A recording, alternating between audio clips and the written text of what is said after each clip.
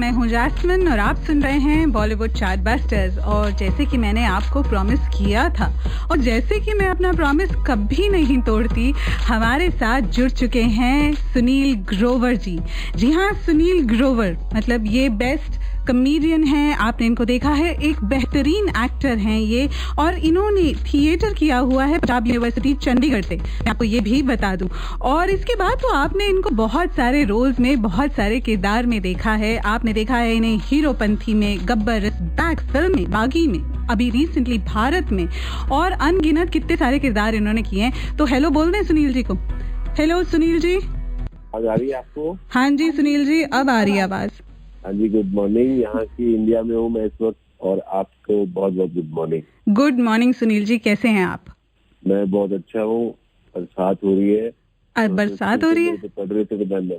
हाँ जी। अच्छा, हमें लगा हम तो हर तरफ से आपको ट्रैक कर रहे थे, यहाँ से भी पकड़ ले, यहाँ से भी पकड़ ले, जाने ना पाए ये कहीं पे।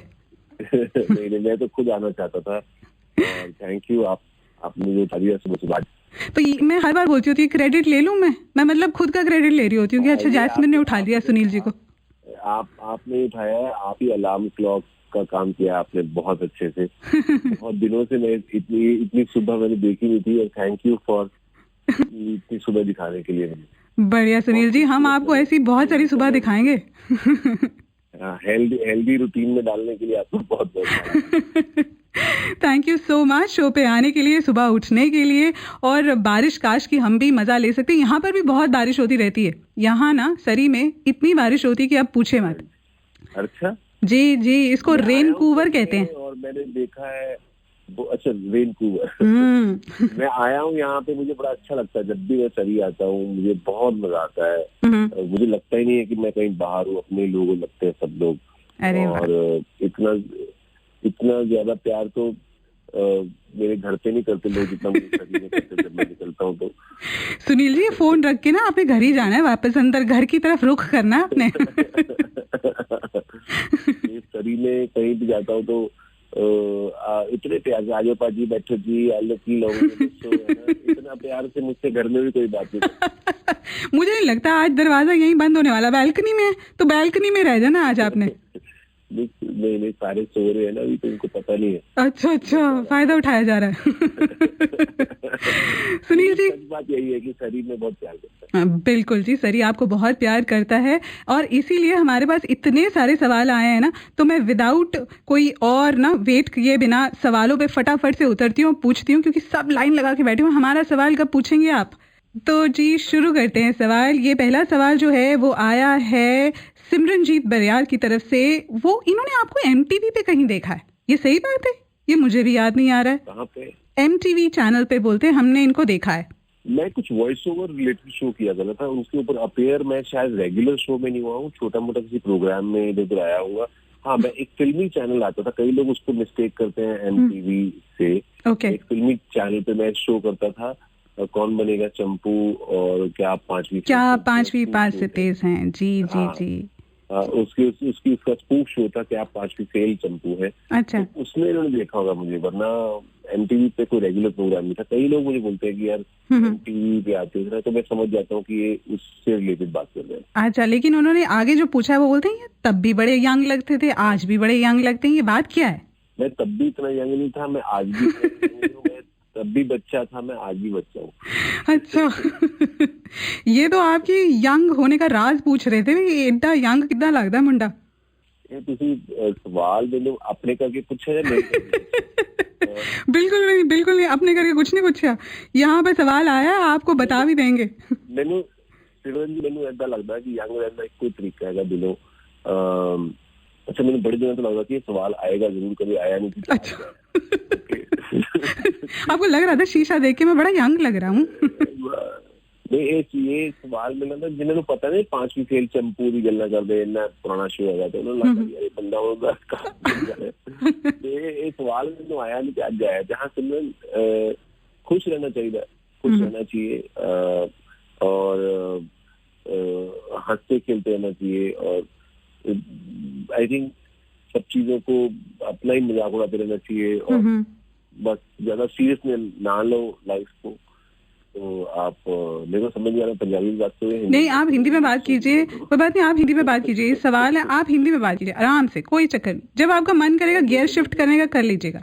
एक्चुअली पंजाबी मुझे पता हो रहा है, जैसे मुझे पता आप पंजाबी बड़ी अच्छी बोलते हो तो मेरे को ना फिर ऐसा लगता है कि सामने वाला पंजाबी जानता है और मैं पंजाबी बोल लेता हूँ, मैं हिंदी क्यों बोल रहा हूँ। नहीं जी नहीं, मेरा तो बॉलीवुड चार्ट बस्टर, मैं बोलती हूँ हिंदी में, आप बिल्कुल लगे रहे हैं बस ऐसी। हाँ नहीं अच्छा, तो मुझे लगता है कि खुश रहना चाहिए और बहुत ज्यादा सीरियसली नहीं लेना चाहिए अपने आप को जी। और आप मेरे को लगता है कि ये वही मैंने पहले भी कहा था कि मैं बचपन नहीं छोड़ना चाहिए अपना, शरारतें और थोड़े से रहना ही चाहिए। तो आपको सीरियसनेस जो होती है मुझे लगता है वो आपको होल्ड कर देती है। बिल्कुल बिल्कुल सही कहा आपने। और जी मूव ऑन करते हैं। ये अगला सवाल है हरप्रीत की तरफ से, जो पूछते हैं कि कैसा फील हुआ था फर्स्ट टाइम ऐश्वर्या के सामने परफॉर्म करते हुए, and in Punjabi Jatt feelings illustrate कीजिए। Doctor Gulati wording, how was it looked in to her eyes. देखो जी मैं समझा देती हूँ, इसका मतलब ये है कि ऐश्वर्या राय के सामने परफॉर्म करते टाइम कैसा लगा, और जब उनकी आंखों में आपने आंखें डाल के देखा तो कैसा लगा।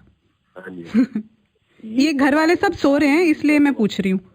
हाँ नहीं तो ये सारे जो सवाल है ना, पहले वाला भी सिमरन का भी, हर्षित का भी, ये सारे सवाल इनके अपने पर्सपेक्टिव से है, मेरे से नहीं है। ये बिल्कुल ठीक है, अच्छा लगा। और मैं आपको क्यों बताऊं, मैंने आंखों में आंखें डाल के मैं बताऊंगा आपको। मुझे ऑफकोर्स बहुत खूबसूरत है ऐश्वर्या राय, और ऑफकोर्स मैंने बना हुआ था और उनको भी बड़ा मजा आ रहा था जब मैं एक्ट कर रहा था, हंस रहे थे तो मुझे भी अच्छा लग रहा था। एंड और पास से और भी ज्यादा खूबसूरत नजर आती है। पास से और भी खूबसूरत नजर आती है। ये ना, ये अभी देख लो, आराम से आप बैठे हुए बाहर, बारिश हो रही है, किसी को पता नहीं लग रहा है क्या बोल रहे हैं। अच्छा जी सुनील जी, अगला सवाल है गगनदीप चिंजर का, जो पूछ रहे हैं कि आप बचपन से इतने शरारती थे कि कंपनी का असर है।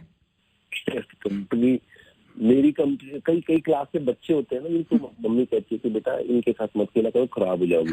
तो मैं वो बच्चा था जिनके बारे में मम्मियाँ बोलती थी दूसरे कि खराब हो जाएगा, मेरे बच्चे इसकी कंपनी में आए तो खराब हो जाएगा। तो वो कुछ खराब होते ना, क्लास में 2-4 बच्चे होते हैं कंपनी नहीं खेला, इनके साथ नहीं खेलना, खराब हो जाओगे। अच्छा। तो वो एक्चुअली मैं ही वो बच्चा। अच्छा। बचपन से हाँ नटखट तो मैं था ही, पर मैं थोड़ा सेंसिटिव भी था। अच्छा। पर मैं उसको परवाह नहीं करता था, तो मैं शरारतें बहुत करता था, नकल करता था टीचर की, अपने रिश्तेदारों की, और सब लोग हंसते थे और मुझे बड़ा मजा आता था, और कुछ ना कुछ शरारत करता ही रहता था मैं। अच्छा। कहीं अपने कजिन के साथ मिलके, अपने दोस्तों के साथ मिलके, नॉटी तो था ही मैं। अच्छा, नॉटी थे आप, शुरू से ही नॉटी थे मतलब? हाँ जी। अच्छा, ये बात है, या क्लियर होगी, क्योंकि मुझे ना जब मैं आपसे मिली थी और मुझे याद है चंडीगढ़ में और इतनी 1-2 बार, तो लोगों को लगता है अगर ये कॉमेडी करते हैं ना तो 24 घंटे हंसते ही रहते होंगे, पर मैंने आपको एक बड़ी बात है। हाँ जी, हाँ ये एक्चुअली बिल्कुल ठीक कहा, ये हंसते भी रहते होंगे, हंसाते भी रहते होंगे, है ना। मतलब हाँ, आप क्या कहेंगे, क्वेश्चन पूरा कर लीजिए फिर मैं आता हूँ। ना क्वेश्चन मेरा यही है कि मैंने तो आपको एक अलग अंदाज में भी देखा हुआ है, मतलब सीरियस वाले, बिल्कुल जैसे हम हैं, पर लोगों को लगता है नहीं कॉमेडी करते ना तो 24 घंटे हंसते ही रहते होने। हाँ बिल्कुल ठीक बात है। मैं कहीं पार्टी में जाओ, अरे आज तो आप बहुत चुपचाप है, अब मैं किसी को जानता नहीं हूँ, मैं कॉमेडी करता था तब भी चलता रहूंगा। मैं जैसे एयरपोर्ट पे जाते हैं तो वो जो वहाँ पे चेक कर रहे होते हैं, सिक्योरिटी चेक, अच्छा, तो वो भी बोलते हैं अरे आप तो बड़े सीरियस है। अब मैं वहाँ कैसे काउंटर पे खड़ा लोगों को हंसाता रहूं, अरे आज तो कुछ सुनाइए। तो उनको लगता है कि कॉमेडी लेके घूमता है, और ये एक ऐसी एक्चुअली लोगों का प्यार भी है। This is the way they know you, यही एक हाँ, तो ये उनका प्यार ही जो बोलते हैं।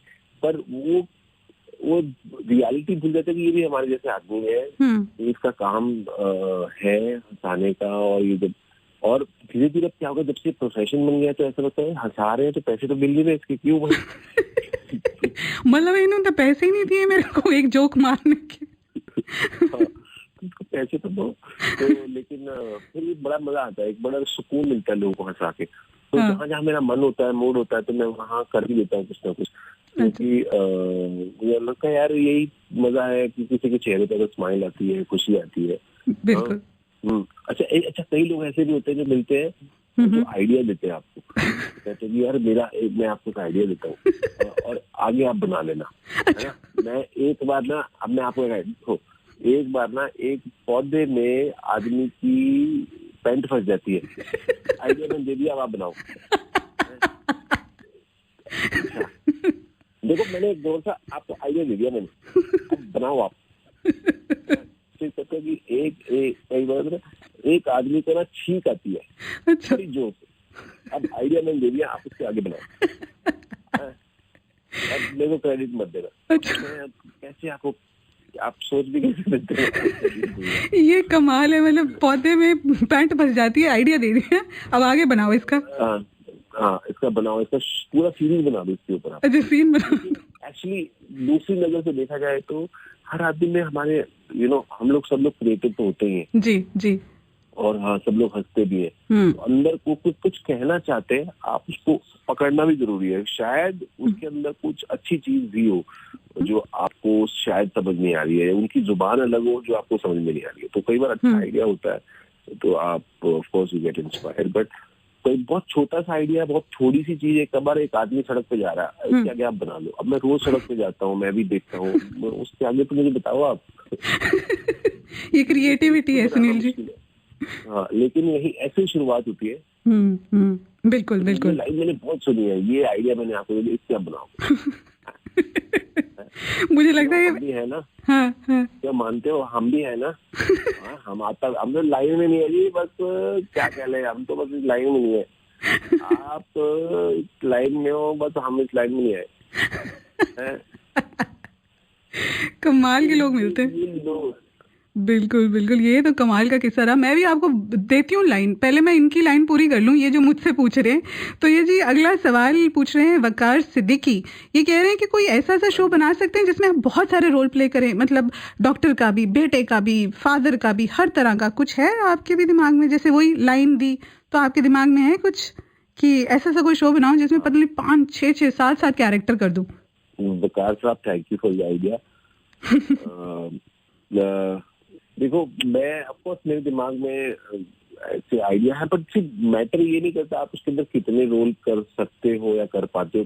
करने को तो मैं काफी सारे रोल कर लूंगा एक साथ, तो उसके जो इर्द गिर्द चीजें होनी चाहिए, जो स्टोरी, स्क्रीन प्ले, वो उतना ही दमदार होना चाहिए। और तो ऐसा कई लोग लेके आते हैं इस तरह की स्क्रिप्ट्स, क्योंकि उनको पता है कि मैं अलग अलग तरह के कैरेक्टर निभाता हूँ। अच्छा। करता हूँ तो ऐसा, लेकिन मुझे अभी तक उनके अंदर कुछ ऐसा लगा नहीं कि इसमें इस चीज के अलावा भी कोई एक और 2 फैक्टर होने चाहिए जो ताकि पूरी चीज बन सके। तो ऐसा आया तो मैं जरूर करूंगा। ओके। मैं करता भी रहता हूँ। हाँ जी, बिल्कुल। और जी मूव ऑन करते हैं। इतने सारे सवाल है ना, मतलब मैं सांस नहीं ले पा रही हूँ, सवाल पे सवाल आ रहे हैं। तो फैंस तो आपके देखो बहुत है ना, लाइनें भी मुझे लगता है अभी देने लग जाएंगे सारे। ये वाला बना के दिखाओ जरा। अच्छा, तो ये अगला सवाल है आशिमा की तरफ से, जो पूछती हैं कि आप मतलब what would you like to be remembered for, मतलब आप क्या लेगेसी छोड़ना चाहते हैं as a comedian, TV show, Bollywood actor, मतलब क्योंकि आप वन स्टॉप शॉप हैं। वो कह रही हैं कि आप सब कर सकते हैं, लेकिन आप याद किस तरीके से अपने आप को चाहते हैं कि लोग मुझे ऐसे याद रखें? मुझे तो बड़ी अच्छी लगती है, एक साहिर लुधियानवी साहब की लाइन है, कोई क्यों मुझको याद करे, नए लोग आएंगे, नए लोग आते हैं और पुराने लोगों की जगह, तो याद कोई मुझको क्यों करे। It's fine. बस ये है कि जब तक हम लोग काम कर रहे हैं, लोग हंसे, एंटरटेन हो, जिस तरह के रोल हो उनको इम्पैक्ट हो। और अगर कोशिश यही होनी है कि जो भी आप पीस ऑफ एंटरटेनमेंट कर रहे हैं, धीरे धीरे उसके अंदर से लोग कुछ सीखें। आजकल मुझे लगता है कि काफी अलग तरह का ह्यूमर भी आ रहा है जो मेरी समझ में नहीं आता, या कई और तरह के एंटरटेनमेंट भी आ रहे हैं। अच्छा। बट बस याद करे ना करे कोई फर्क नहीं पड़ता, पर जब तक है हम लोग, आप एंजॉय करें। बहुत आएंगे मुझसे बेहतर कहने वाले, तुमसे बेहतर सुनने वाले। अरे वाह। तो वो दोनों तरफ है, तो वो धीरे धीरे सब चेंज होगा। I don't want to be remembered or anything. I just want कि जितनी देर हम लोग हैं, लोग एंटरटेन करें। बिल्कुल, बहुत खूबसूरत। लेकिन रिमेंबर तो लोग आपको करते हैं, बहुत लोगों के मैसेजेस आ रहे हैं जो कह रहे हैं जी डॉक्टर मशहूर गुलाटी हैं। तो ये जैज़ बाबा पूछते हैं कि आपको इंस्पिरेशन कहाँ से मिली इस कैरेक्टर की, खासकर इस कैरेक्टर की जो आपने बनाया है? कौन सा? मशहूर गुलाटी। कौन? गुलाटी साहब? जी, गुलाटी साहब। ऐसे बड़े सारे लोग, मशहूर गुलाटी जैसे बड़े सारे लोग होते हैं। साहब इसलिए लग जाता है मुंह में क्योंकि डॉक्टर है ना। अच्छा। डॉक्टर नाम के लिए नहीं है। साहब नाम के लिए नहीं है, डॉक्टर के लिए। हाँ, तो बिल्कुल। क्योंकि डॉक्टर का प्रोफेशन ऐसा है, और आजकल तो क्या ही, मतलब डॉक्टर मशहूर गुलाटी को भी इज्जत मिल जाती है because of the profession of course. कई प्रोफेशन ही होते हैं जिसमें नाम के साथ साहब बड़ा अच्छा लगता है। बिल्कुल। One of the profession of course. तो हाँ, ये ऐसे बड़े सारे लोग मिलते हैं हमको चलते फिरते, जो खास करके पंजाब में, जहाँ से जिस तरह के लोगों के बीच में मैं पला बड़ा हूँ, तो बड़े सारे लोग ऐसे मिलते हैं जो स्लो बात करते हैं और बड़ा कॉन्फिडेंट होता है उनको।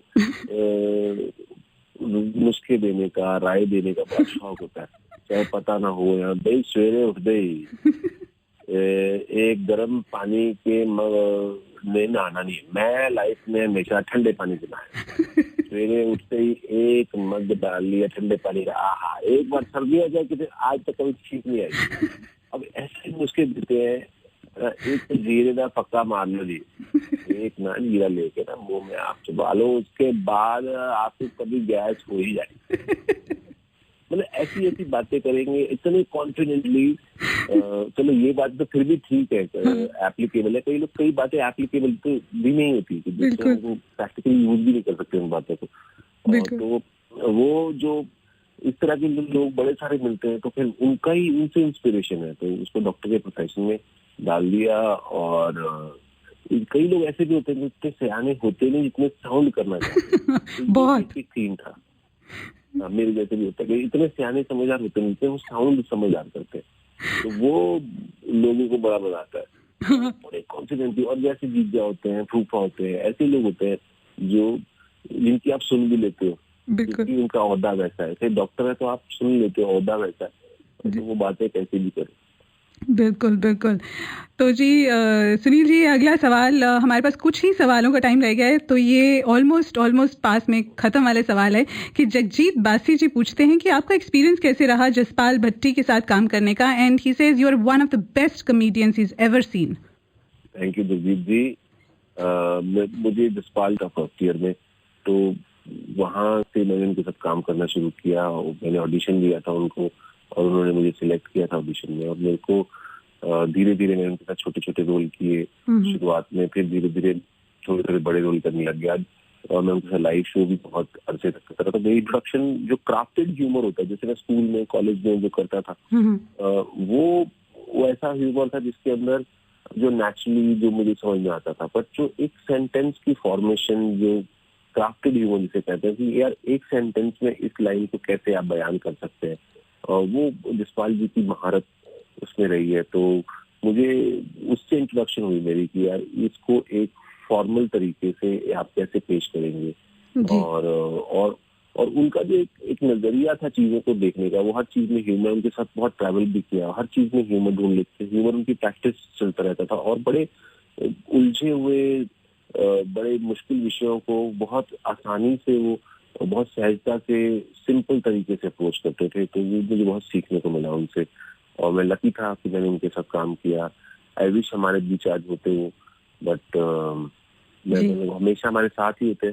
अभी भी उनका प्रोग्राम आ रहा था फ्लॉप शो डीडी पे, आजकल लॉकडाउन की वजह से काफी शोज रिपीट हो रहे थे, तो बहुत अच्छा लोगों ने वापस रिस्पॉन्ड किया। और उनके कई एक्ट्स हैं जो आज भी वैलिड है, तो आप देखते हैं तो कुछ ना कुछ यहाँ पे वो वायरल होता ही रहता है, जो पुराना एक्ट होता है, जो सर्कमस्टांसेस, जो बिकॉज वो मैं उनके साथ था तो उनको बड़ी बार रियलाइज करता था कि वो बहुत ही आगे की सोच रखते थे, कि वो कई चीजें आज भी वैलिड है जो उन्होंने कही है, बहुत सारी चीजें।